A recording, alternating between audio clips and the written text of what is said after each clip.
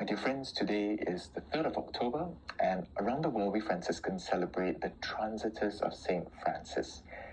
You may know that the Feast of St. Francis is actually on the 4th of October, but because Francis died on the evening of the 3rd of October, a Saturday, and then they normally take that evening to be the next day.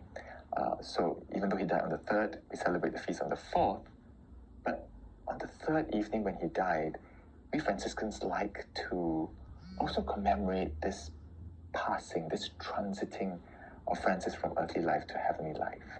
And on the 3rd, what do we celebrate? We actually celebrate his life and we celebrate his death. And did you know that Francis, towards the end of his life, he actually composed the last verse to the Canticle of Brother Sun. I think you might be familiar with the Canticle of Brother Sun, Sister Moon. And actually there is also a verse on reconciliation and forgiveness to find peace. And the greatest peace actually is when we can really allow God to take us home. And that final verse on sister bodily death, where he welcomes sister bodily death, and to see death as sister, it's a very, very, I think, poignant, but a very important step for us.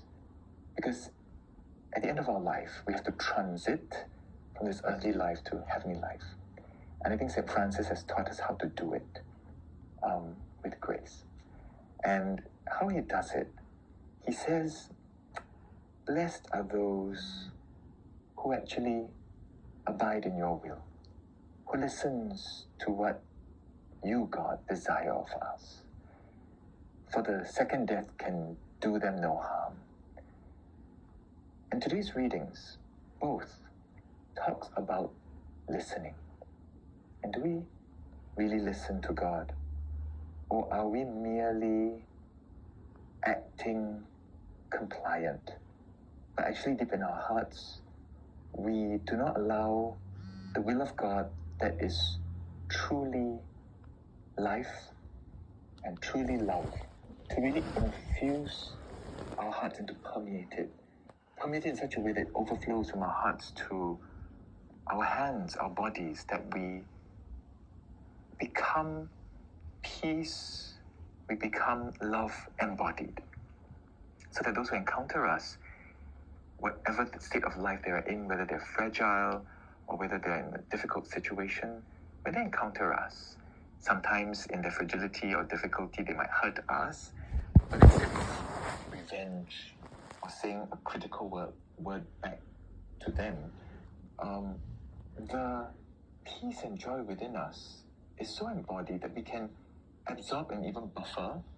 And instead of bouncing back this negativity and toxicity, what we do is to turn it around and transform it and to give them grace and peace.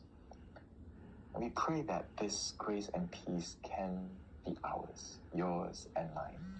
And if St. Francis can do it and is showing us how to do it and inviting us to do it, so today on the Transitus, let us allow that deep peace to come into our hearts so that we too can be channels of God's peace.